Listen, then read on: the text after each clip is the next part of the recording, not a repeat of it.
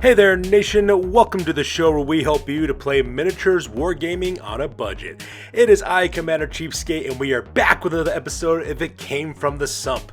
This is battle report number 38 of our Necromunda Dominion campaign, and this is the second battle report of our little mini It Came from the Sump mini campaign that we're running for our current turn number 7 of our Sector 7 Turf War. This one is a three-way fight that is between my friends Lady Domina, Sergeant Sigmarine, as well as Screamo the Emo. Lady Domina is bringing the Killjoys of House Escher, while Sergeant Sigmarine is playing the Sleeping Dogs of House Delaque, and my buddy Screamo the Emo is playing the Red Faction of the Genestealer cults. These guys will be throwing it down in a meat for the grinder scenario.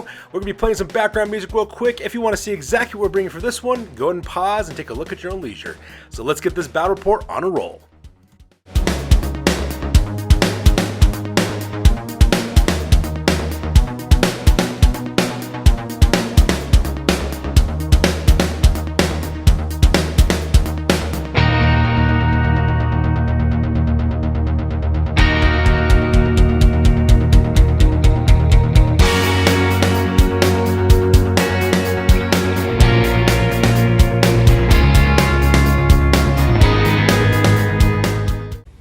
Ladies and gentlemen, boys and girls, dying times here. So let's talk about the scenario rules for this one. It is called Meat from the Grinder. This is actually a scenario rule that came from the brand new Necromunda Book of Ruin expansion for multiplayers. And this is actually kind of like a horror-themed kind of scenario. That's why we're kind of running a little mini It Came from the Sump campaign. For the crews, each of the players participating in the scenario will pick 3 of their lowest cost fighters in order to participate in it. And once again, you got standard deployment rules on this one. Not to mention, all the fighters in this one have True Grit, Iron Jaw, as well as Unstoppable skills in addition to any skills that they have. Now, none of the gang members that are fighting actually start off with any weapons or war gear, so because of that they get nothing. They're just basically fighting with their own bare hands. And what ends up happening is that we actually take turns taking loot counters and spreading them across the entirety of the battlefield. They must be at least 10 inches away from any fighter and at least 4 inches away from any other casket as well. So in order to open the casket, you have to use a basic action to open it up, and when you do, you roll 2d6, and based on what the value is, you get a randomly selected weapon that is drawn from the casket.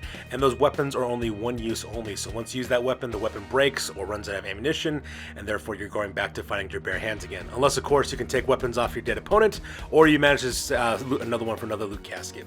The victory conditions for this one is the last gang standing is the winners of this scenario as well. For the rewards, for the winner who wins this scenario, they earn 2d6 times 10 credits, and for experience, each participant earns 1 point of experience, and plus any fighters left standing at the end of the battle turn also gets another additional point of experience as well. For reputation, the victorious gang, of course, earns D3 reputation, and of course you lose a point of reputation if you, of course, bottle out, and plus 1 if you're fighting against another gang for the very first time. And since this is what we're using for a scenario for our campaign, the winner of this one will be able to take a piece of territory away from the rivals. So with these scenario rules over, let's go and talk about the battle plan real quick. So here's an overhead shot of the entirety of the battlefield. As you can see, we are playing in the tombs, the subterranean labyrinth that lies beneath the Underhive. It's been a while since we fought on the tombs for this one. My friends thought it would be kind of cool to pull this one out considering the scenario rules. So as you can see here, all the entirety of the tombs is laid out. As you can see, there are actually caskets on all the entrances of the tombs as well as in every single major intersection as well. Those are the loot caskets that you'll be going up towards in order to get your weapons in order to use for the round. And we decided to actually scatter all the fighters. As you can see here, in every single chamber in the tombs is a different fighter from each of the different gangs. That's why they're all spread out, and it's kind of like this kind of battle royale kind of running man type scheme with the deployment on this one. So really excited to see exactly how the rules work. As for the battle plans, once again, I'm just the arbitrator in this scenario, so I have no idea what my friends are planning on this one. I'm just taking the photos for the battle reports. Pretty much I can just assume that my friends are planning on activating their fighters, get to the weapons as quickly as they can, and just like in the rules of Thunderdome, to all these men enter, only one will leave. So with that being said, ladies and gentlemen, let's go and talk about deployment real quick. So starting on the bottom left-hand corner of the battlefield, up on the top for House Delaque, that is Mr. Smug. He's just a gang who's got a humiliating injury. Right next to the bottom left-hand corner, that is Wilbur Whately, who is an aberrant from the Genestealer cults. He's got the Unstoppable skill as well as an enfeebling injury. And right next to him on the right-hand side, that is Sister Christian. She is a ganger from the Eschers, and she has nothing to use because you don't bring weapons or war gear for this one. So in the far right hand corner of the battlefield, or in the center chamber there, I believe that is Arkham is his name. He's a neophyte hybrid. He's got the specialist ability. He's also got 2 head injuries as well, so he's got really a lot of issues in terms of his intelligence as well as his willpower score, so that's kind of sad. On the bottom right hand corner, that is a member of the Sleeping Dogs from House Delaque. That guy's name is Newbie. He's a juvie. And up there on the top, on the upper right, the top on the right hand side in the center, that is Lucky Lucy. She's a juvie from the Escher gang, and of course that's all she has. So in the top right hand corner and the far right hand side of the chamber, that is Innsmouth. He's a neophyte hybrid. And then right next to him in the other chamber, the left hand side, that is Slight. He's a ganger from the House Delaque from the Sleeping Dogs. And by herself, all the way in the top left hand corner of the battlefield, that is what's her name? Nocturna's her name. She's also a ganger from the Killjoys. So with the deployment over with, we go directly to the top of turn number 1, and all 3 of my friends roll off for initiative to see who has priority. So that takes directly to the top of turn number 1 for House Delaque, and Newbie gets activated first. So Sergeant Sigmar decides to activate that guy. He actually spends a double movement moving over to the loot casket on the bottom right hand corner of the screen, so that way he can order to loot that one in his next turn and get himself a weapon. And Lady Dama does exactly the same thing with Sister Christian. She activates that ganger, has her do a double movement over to the main intersection on the right hand side in order to loot that casket for her next turn. And Screamo the Emo does exactly the same thing with Wilbur Whately, moving him down to the bottom left-hand corner to loot that loot casket. For Sergeant Sigmar's next activation, he decides to activate Mr. Smug, who does exactly the same thing as everybody else. It looks like everyone's just kind of scrambling for weapons at this point, doing a double movement over to his loot casket. And Lady Dama does exactly the same thing for Lucky Lucy, doing a double movement to her loot casket in the middle of the battlefield. We then jump over to Screamo the Emo, who then activates Arkham, who does exactly the same thing, leaving the center chamber and heading towards the main intersection on the left-hand side of the tombs in order to access that loot casket. And on the top of the battlefield, Sergeant Sigmar, for his last activation, activates Slight, who also moves up to a double movement to the center casket as well. So now because of that, both Lucky Lucy as well as Slight are going to have to determine between the two of them which one's going to get the weapons in that casket. For Lady Dama's last activation, she activates Nocturno's in the top left-hand corner of the battlefield, and she does a double movement towards her loot casket, so that way she can open that and get access to a weapon. And the exact same thing happens for Innsmouth, who also leaves his chamber, does a double movement to the right-hand side, to the right-hand entrance, in order to secure his loot casket as well. And that pretty much makes up a largely uneventful turn number 1, as all the fighters are trying to get to weapon caskets, so that way they can arm themselves and start trying to kill each other in the next rounds. And since nobody's injured, we skip the end phase. And that takes us to the top of end of turn number 1. So here's an overhead shot of the entirety of the tombs. As you can see, all the fighters have now scrambled along the battlefield, getting to the closest loot casket towards them, so that way they can get access to their weapons as quickly as possible. And as an interesting side note as well, as you can see there on the top, on the top right hand side, Slight as well as Lucky Lucy are the 2 closest fighters to each other. So the priority phase is going to be very, very important for them, because whoever can get that casket first will get the weapon for themselves. So with the end of turn number 1 over with, we go directly to the top of turn number 2, and my friends roll off for priority to see who will be going first. So that takes us directly to the top of turn number 2, and Sergeant Sigmar manages to get the priority on this one. And the first thing he does is spends a basic action to have Slight crack open that loot counter, and what ended up happening is he manages to secure a sword for himself, so it's a good close combat weapon. But instead of engaging anybody in close combat, he decides to do another simple action to move back his normal movement allowance towards the center of the battlefield. Looks like that Sergeant Sigmar doesn't want this guy fighting by himself. It looks like he's sending him towards the center, so that way he can meet up with the other members of the Sleeping Dog and they can all work together as a team. So Lady Dama gets the next activation, and instead she decides to do a charge action, doing a double action to charge directly into Innsmouth. So because that Innsmouth as well as Lucky Lucy will be engaged in close combat together. Now since both of them do not have weapons, they will be fighting unarmed, which means that your opponents of course get toughness bonuses for being punched at, because everyone has the Iron Jaw skill for this one as well. But at the same time though, it also ties up Innsmouth from actually securing a weapon from that loot counter on the far right hand side. So Sergeant Sigmar goes next. He then activates Mr. Smug, who smashes open his loot casket with a basic action, manages to secure a stub gun for himself as well. And for his next action, Sergeant Sigmar decides to send him towards the middle of the battlefield as well to link up with Slight. And it looks like that Sergeant Sigmar is trying to get his gang's members all together, so that way they can work together as a team against their individual enemies. So Lady Dama then activates Sister Christian next, who then smashes open her loot casket and manages to secure an axe for herself. Now she has a close combat weapon as well. And then Lady Dama has Sister Christian all move over to the right-hand side to the second entrance on the far right-hand side of the tombs, heading towards that loot casket. It looks like she's using this fighter in order to smash into the loot casket, so that way she can get another weapon for herself. Because in this scenario rules, you can actually carry multiple weapons, because all the weapons are just one use only. So Scream of the Emo goes next. He then activates Wilbur Whately, who decides to smash open his loot casket as well, and also secures an autogun for himself. And just like Sergeant Sigmarine, Scream of the Emo decides to send Wilbur Whately towards the center of the battlefield as well. He's trying to coexistence, I think, so that way he can engage guys in close combat or open fire with them with his autogun as well. Probably more the latter with the close combat part, just because Wilbur Whately has a ballistic skill of 6, so he's not going to be hitting anything for the most part. So Sergeant Sigmarine goes next. He decides to activate Newbie, who decides to smash open his loot crate and also gets himself a stiletto knife, which is really good because that knife has a toxin special rule. And for his next action, Sergeant Sigmarine decides to actually send up Newbie, moving him up towards the center of the battlefield, towards Sir Christian as well. Looks like he plans on going after with that stiletto knife, so that'd be kind of interesting to see exactly how that works out. And for Lady Dama's very last activation, she activates Nocturna, who then smashes open her loot casket, and she manages to secure herself a heavy rock saw, not a heavy rock saw, a heavy rock cutter, which is a really powerful close combat weapon. It gives you +4 strength, -3 AP. It also causes damage 3, so that thing is absolutely terrifying. So Lady Dama so far has the best weapon that you can get so far.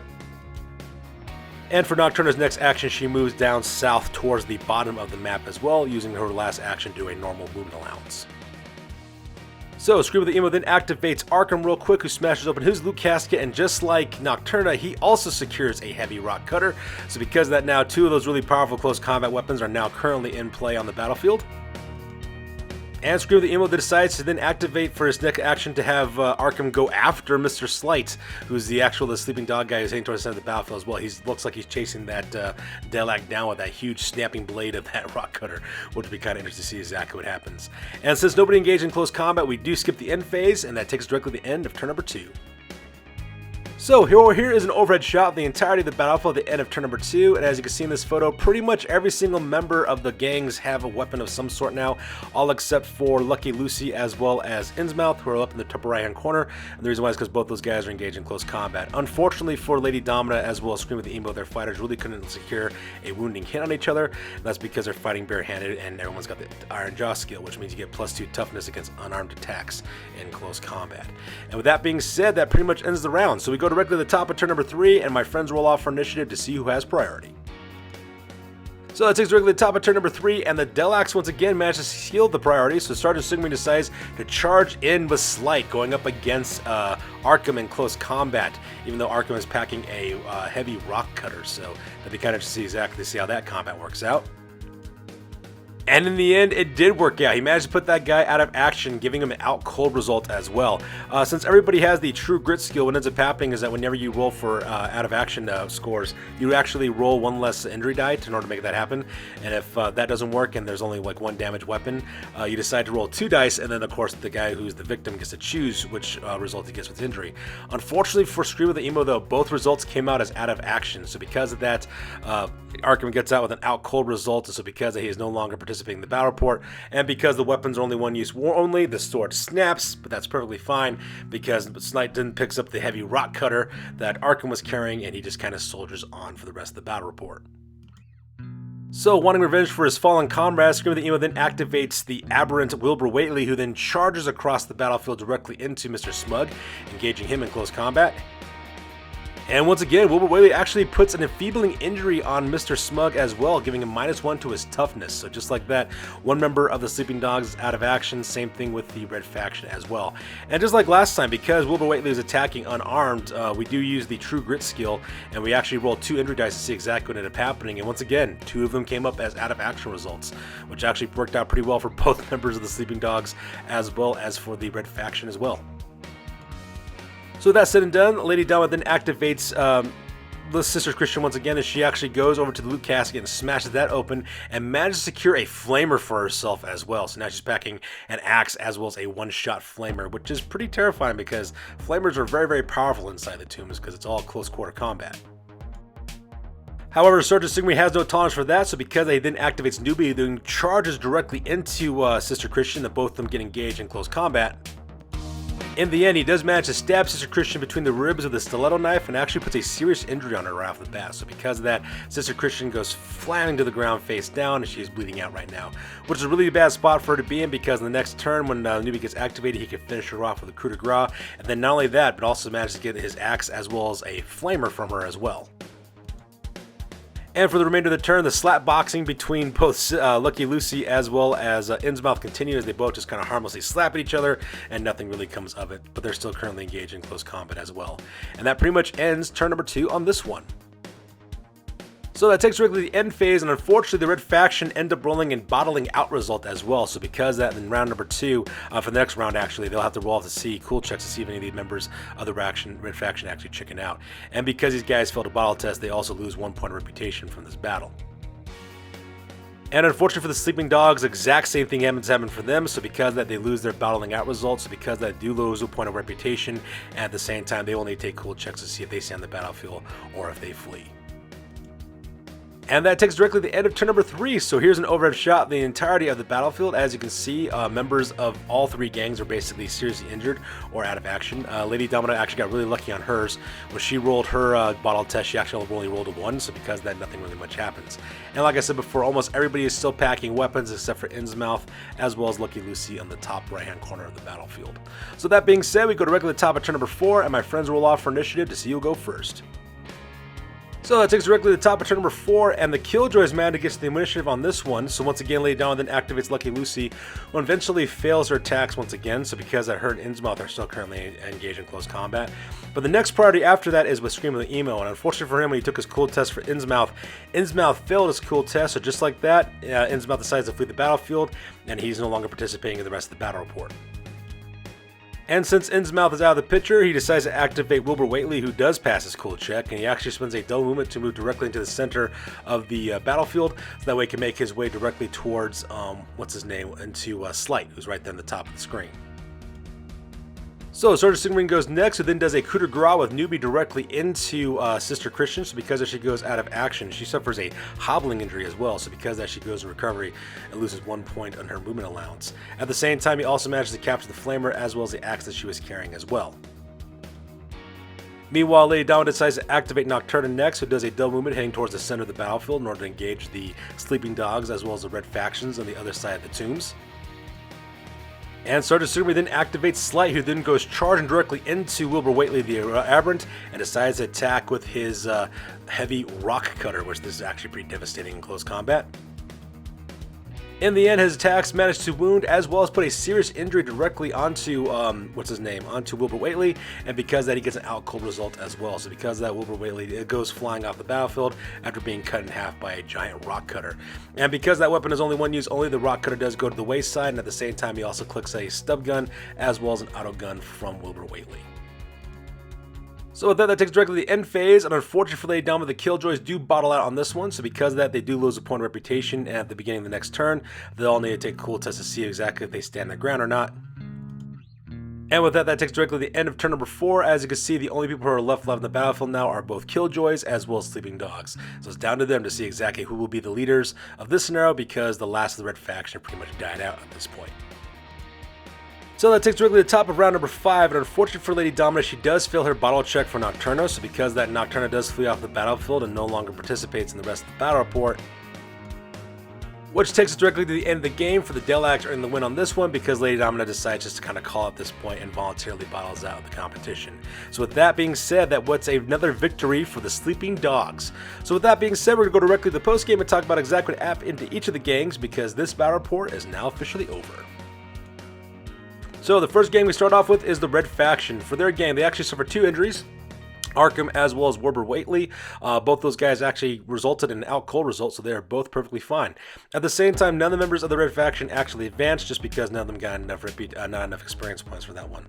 From their territories, they earn 1 point reputation as well as 30 credits from their settlement. They also earn 2 points reputation as well as 60 credits from their mine works, and they also earn 35 credits from their refuge drift. Now, because they lost the scenario, unfortunately for them, they did lose their drinking hole, and the drinking hole goes directly towards the Delaque of the Sleeping Dogs. In the merchant phase, they end up getting 125 credits from the scenario, and with all 125 credits, they pretty much purchased a heavy rock saw for Benjamin Marsh, the aberrant acolyte, as well. They also took his fighting knife and placed that into the stash, so that way he can carry that instead. They had 5 credits left over, which they put into the stash as well to keep for later.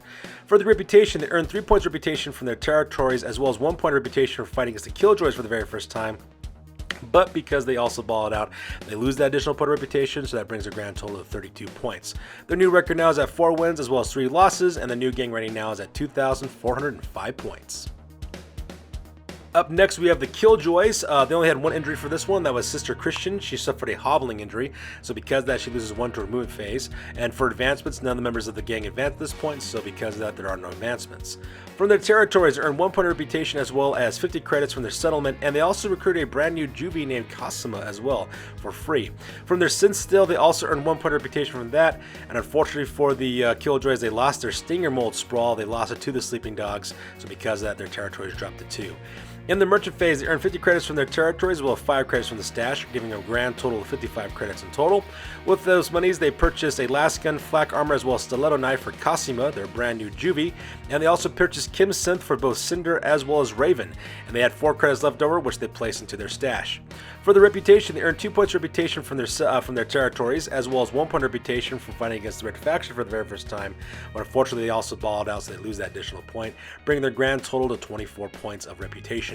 Their new record now is at 3 wins as well as 4 losses, and the new gang rating now is at 2,010 points. And finally, we have the Sleeping Dogs of House Delaque. Their injury was Mr. Smug, who originally suffered an enfeebled injury, but because they captured a Stinger Mold Sprawl from the Eschers for the Killjoys, they decided to put Mr. Smug into that, and they actually rolled an out cold result instead, so because of that, he's perfectly fine.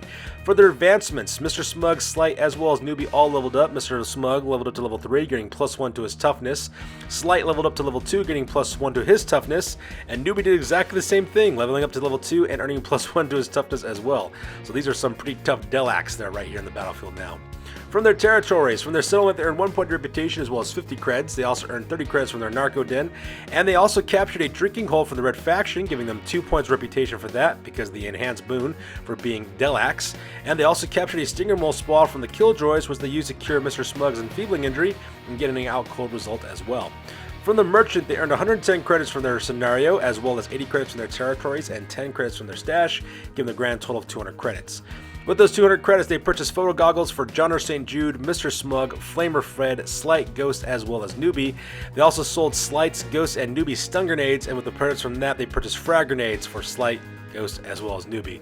For the reputation, they earned 3 points of reputation from their territories, as well as 2 from the scenario, as well as 1 point of reputation from fighting against the Killjoys for the first time. But because they bottled out, they lose that additional point of reputation, bringing their grand total to 23 points.